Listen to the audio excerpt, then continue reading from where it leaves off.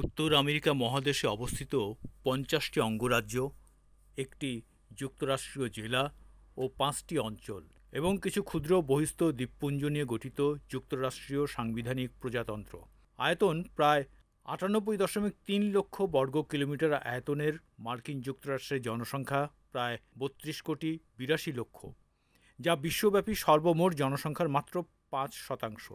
এই জনসংখ্যা নিয়েও সন্তুষ্ট নন আমেরিকার প্রেসিডেন্ট, আর তাই জন্মহার ও পারিবারিক মূল্যবোধ বাড়াতে বিভিন্ন উদ্যোগ নিতে যাচ্ছেন যুক্তরাষ্ট্রের প্রেসিডেন্ট ডোনাল্ড ট্রাম্প। উদ্যোগের অংশ হিসেবে সন্তান জন্ম দিলে নগদ অর্থ এবং বিয়ে বন্ধনে আবদ্ধ হলে আর্থিক সহায়তার পরিকল্পনা করেছেন তিনি।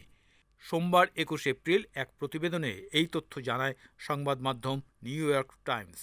এতে বলা হয়েছে, মায়েদের আরও সন্তান নিতে উদ্বুদ্ধ করতে উপায় খুঁজছে হোয়াইট হাউস। বিশেষজ্ঞরা সতর্কতা দিয়েছেন, জন্মহার এমন কম থাকলে একটা সময় অর্থনৈতিকভাবে ঝুঁকিতে পড়বে যুক্তরাষ্ট্র।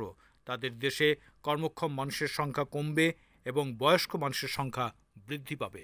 মায়েরা যেন বেশি বেশি সন্তান জন্ম দেন, সেজন্য যেসব উদ্যোগ নেওয়া হয়েছে তার মধ্যে অন্যতম হল বেবি বোনাস নামে প্রতিটি নবজাতকের মাকে এককালীন $৫,০০০ অর্থ সহায়তা দেওয়ার প্রস্তাব এসেছে হোয়াইট হাউসের পক্ষ থেকে।